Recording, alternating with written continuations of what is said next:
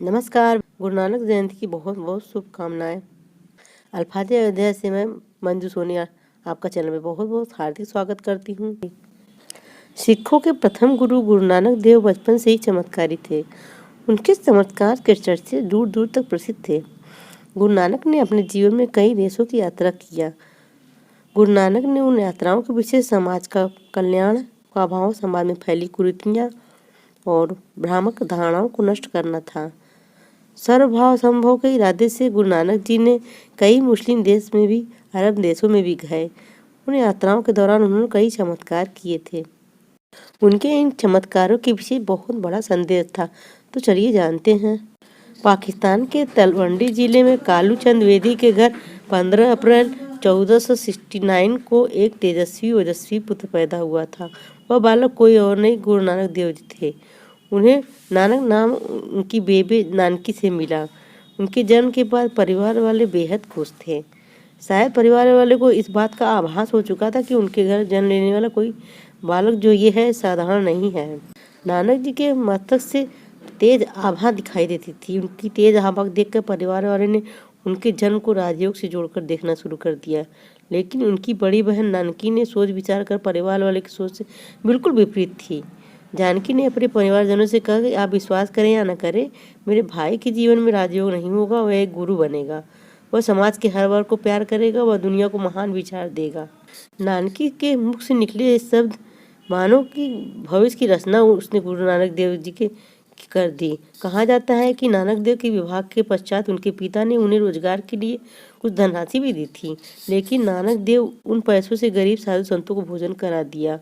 यहीं से उनमें सेवा भाव, सन्यासी भाव उत्पन्न हो गया था। एक मान्यता के अनुसार गुरु नानक देव जी बेई नदी में स्नान करने रोजाना जाते थे, लेकिन एक दिन वे स्नान करने के बाद घूमते घूमते कहीं अंतर्धान हो गए। तभी उनकी मुलाकात एक परमात्मा से हुई। परमात्मा ने नानक देव जी को जनसेवा, लोक कल्याण के लिए अपना सब कुछ निछावर करने का आदेश दिया। गुरु नानक जी जब जन सेवा कल्याण में, समाज कल्याण के काम में लगे थे, तो उनके कई शिष्य भी नानक देव जी के साथ सहयोगी के रूप में सेवा प्रदान कर रहे थे। एक बार की बात है कि नानक देव अपने विश्राम गृह में आराम कर रहे थे। तभी उनका एक शिष्य मर्दाना उनके पास पहुंचा। मर्दाना धार्मिक रूप से मुस्लिम था। उसने गुरु नानक से मक्का जाने की इच्छा व्यक्त की।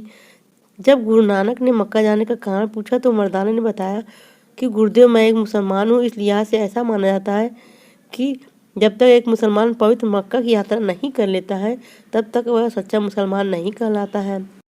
मर्दाना की यह बात सुनकर गुरु नानक देव उससे कहा कि खुदा तो सभी जगह व्याप्त है, फिर मक्का ही क्यों? गुरुदेव के कई बार समझाने के बावजूद मर्दाना उनकी बात को नहीं समझ पाया, तो गुरु नानक देव ने भी मक्का जाने का फैसला कर लिया। उन्होंने मर्दाना से मक्का चलने की तैयारी के लिए बोला। अब मक्का जाने की तैयारी पूरी हो चुकी थी। हाजियों का एक जत्था हज के लिए भी रवाना होने वाला था। गुरु नानक देव उनके शिष्यों हाजियों के नीले रंग वाले पोशाक में मक्का जाने को तैयार थे। उसी जत्थे में शामिल हो गए और निकल पड़े मक्का के लिए। गुरु नानक देव जहाज के रास्ते अरब पहुँचे और कुछ हफ्तों के बाद वह मुस्लिमों के पवित्र मक्का शहर पहुँच गए। मक्का में अल्लाह के द्वार पहुंचकर भाई मर्दाना की खुशी का कोई ठिकाना ही नहीं था। वो बहुत ज़्यादा विभोरित नजर आ रहा था। एक लंबी सूर्य भी अस्त होने लगा था। एक लंबी यात्रा के बाद काबा पहुंचे थे।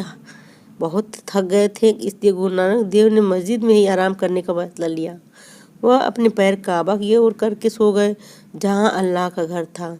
रात धीरे धीरे ढलने लगी, सूर्य उदय होने को था। तभी जीवन नाम का एक पुजारी भारत से आए हज यात्रियों की सेवा के लिए पहुंचा।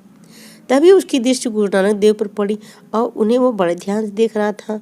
अचानक उसकी दृष्टि जब गुरु नानक देव के पैर पे पड़ी तो वो गुरुदेव के पैरों को देखकर बहुत चक्कर आ गया। नानक देव की मक्का की ओर पैर करके सो रहे थे। गुस्से में तमतमाया जीवन नानक देव पर चिल्लाया, कौन है यह काफिर नास्तिक जो काबा की ओर पाँव करके सोया हुआ है? चिल्लाने की आवाज़ से गुरु नानक देव की आंख खुल गई और गुरु नानक देव बोले, हे महोदय, मुझे खेद है। मुझे नहीं पता कि खुदा का दरबार किधर है। मैं बहुत थका हुआ था, इसलिए साफ सुथरी जगह देखकर लेट गया। तुम मेरा पैर पकड़कर उधर कर दो जिधर खुदा का घर नहीं है। गुरु जी की बात सुनकर जीवन और भी आग बबूला हो गया। उसने गुरु जी के पैरों को घसीटते हुए दूसरी दिशा में कर दिया। इसके बाद जब उसने गुरु नानक देव के पैरों को छोड़कर देखा तो हक्का बक्का रह गया।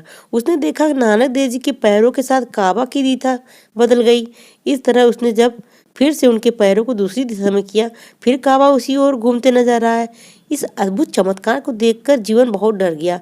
इसके बाद गुरुदेव की अद्भुत लीला को देखकर लोगों की आंखें फटी फटी रह गई। देखते देखते चमत्कार की बात पूरे मक्का में आग की तरह फैल गई। लोगों का एक हुजूम एक जगह इकट्ठा हो गया। मक्का की दिशा बदलते देखकर लोग दंग थे। ऐसे हालात में लोगों ने गुरु नानक जी के चरण पर गिर पड़े और वह अपनी इस भूल के लिए उनसे क्षमा याचना करने लगे। जीवन भागते भागते काबा के मुख्य इमाम को सारी बातें बताई। काबा के मुख्य इमाम रुकुनुद्दीन की जानकारी हुई तो वह गुरुदेव से मिलने चले आए। गुरुदेव से मिलने के बाद उनसे उनका परिचय पूछा। गुरुदेव ने अपना परिचय दिया। इसके बाद वह उनसे आध्यात्मिक प्रश्नों की झड़ी लगा दी। शायद उसे अभी भी अपने कानों पर विश्वास नहीं हो रहा था। वह गुरु नानक देव से जैसे कहने लगा कि मुझे जानकारी मिली है कि आप गैर मुस्लिम हैं, फिर यहाँ आप किस मकसद से आए हैं? गुरु नानक देव ने मुस्कुराते हुए कहा कि मैं आप सभी के दर्शनों के लिए आया हूँ। गुरुदेव की वाणी सुनकर काबा का इमाम कुछ समय के लिए निशब्द हो गया। नानक देव जी ने काबा के मौलानाओं के प्रश्नों के उत्तर देने के बाद वे सभी गुरुदेव के चरणों में नतमस्तक हो गए। कुछ समय बिताने के बाद जब नानक देव मक्का से चलने की तैयारी करने लगे तो काबा के पीरों ने गुरु नानक देव जी से गुजारिश किया कि उनकी एक निशानी के तौर पर अपना खड़ाऊं उन्हें दे जाए। गुरु नानक ने अपना खड़ाऊं उन्हें निशानी के तौर पर दिया और मदीना यात्रा के लिए निकल पड़े।